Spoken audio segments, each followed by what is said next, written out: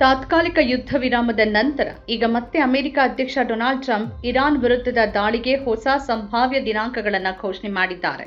Iran ವಿರುದ್ಧ military ಕ್ರಮ ಪುನರಾರಂಭಿಸಲಿದ್ದೇವೆ ಅಂತ ಅವರು ಹೇಳಿದ್ದಾರೆ.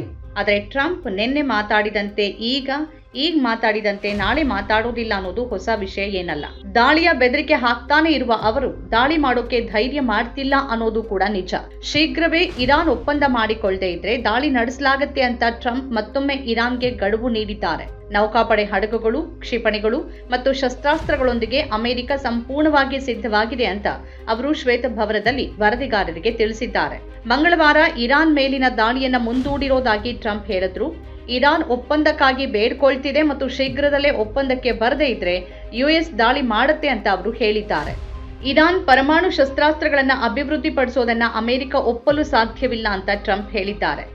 ಶನಿವಾರ, ಶುಕ್ರವಾರ, ಭಾನುವಾರ ಅಥವಾ ಮುಂದಿನ ವಾರದ ಆರಂಭದಲ್ಲಿ ಹೊಸ ಮಿಲಿಟರಿ ಕಾರ್ಯಾಚರಣೆ ನಡೆಯಬಹುದು ಅಂತ ಅವರು ಸುಳಿವು ನೀಡಿದ್ದಾರೆ. ಆದರೆ ಪ್ರಶ್ನೆ ಏನು ಅಂದ್ರೆ, ಅಮೆರಿಕ ನಿಜವಾಗಿಯೂ ದಾಳಿ ಮಾಡೋಕೆ ಉದ್ದೇಶಿಸಿದ್ಯಾ ಅಥವಾ ಅದು ಕೇವಲ ಪೊಳ್ಳು ಬೆದರಿಕೆಗಳನ್ನ ಹಾಕ್ತಿದ್ಯಾ ಅನ್ನೋದು. ದಾಳಿಯ ಬೆದರಿಕೆಗಳನ್ನ ಈ ಹಿಂದೆಯೂ ಅವರು ಹಾಕಿದ್ರು. ನಂತರ ಅವರು ಆಪರೇಷನ್ ಫ್ರೀಡಮ್ ಅನ್ನ ಪ್ರಾರಂಭಿಸಿದ್ರು. ಹಾರ್ಮುಜ್ನಿಂದ ಹಡಗುಗಳನ್ನ ರಕ್ಷಿಸೋದಾಗಿ ಹೇಳಿದ್ರು. ನಂತರ ಇರಾನ್ ಕ್ಷಿಪಣಿ ಹಾರಿಸಿತು. ಅಮೆರಿಕ ಯುದ್ಧ ನೌಕೆಗಳನ್ನ ಹಿಂತೆಗೆದುಕೊಳ್ಳುವಂತೆ ಇರಾನ್ ಒತ್ತಾಯಿಸಿತು. ಈಗ ಅವರು ದಾಳಿ ಮಾಡುವುದಾಗಿ ಹೇಳ್ತಿರೋದು ಇದು 3ನೇ ಬಾರಿ. ನಂತರ ಸೌದಿ ಅರೇಬಿಯಾ, ಖತರ್ ಮತ್ತು ಯುಎಇ ನಾಯಕರು ವಿನಂತಿಸಿದ್ರು ಅಂತ ಟ್ರಂಪ್ ಹೇಳಿದ್ರು. ಅದರಿಂದ ಟ್ರಂಪ್ ನಿಜವಾಗಿಯೂ ಏನ್ ಬಯಸ್ತಿದ್ದಾರೆ ಅನ್ನೋದು ಇನ್ನೂ ಸ್ಪಷ್ಟ ಇಲ್ಲ. ವಾಸ್ತವವಾಗಿ ಡೊನಾಲ್ಡ್ ಟ್ರಂಪ್ ದಾಳಿ ಮಾಡಲಿದ್ದಾರೆ ಅಂತ ನ್ಯೂಯಾರ್ಕ್ ಟೈಮ್ಸ್ ವರದಿ ಮಾಡ್ತಿದೆ.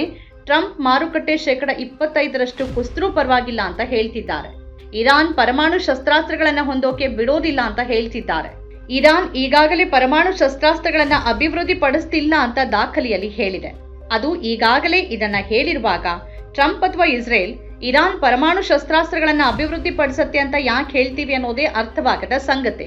ಈ ನಡುವೆ ಯುಎಇ ಮತ್ತೊಂದು ಹೇಳಿಕೆ ನೀಡಿದೆ. ಭಾನುವಾರ ತಮ್ಮ ಬರಾಕ ಪರಮಾಣು ಸೌಲಭ್ಯವನ್ನ ಹೊಡೆದ ಡ್ರೋನ್ಗಳು ಇರಾಕ್ನಿಂದ ಬಂದಿವೆ ಅಂತ ಯುಎಇ ಹೇಳಿದೆ. ಇರಾಕ್ನಲ್ಲಿ ಖಂಡಿತವಾಗಿಯೂ ಇರಾನಿನ ಬೆಂಬಲಿತ ಮಿಲಿಟಿಯಾಗಳಿವೆ. ಬಹುಶಃ ಡ್ರೋನ್ಗಳ ಮೂಲಕ ವಿದ್ಯುತ್ ಜಾಲದ ಮೇಲೆ ದಾಳಿ ಮಾಡುವ ಮೂಲಕ ಇರಾನ್ ಯುಎಇಗೆ ಪರಮಾಣು ರಿಯಾಕ್ಟರ್ ಬಳಿ ತಲುಪಿದ್ದೇವೆ ಅಂತ ಸೂಚಿಸೋಕೆ ಯತ್ನಿಸ್ತಾ ಇದೆ.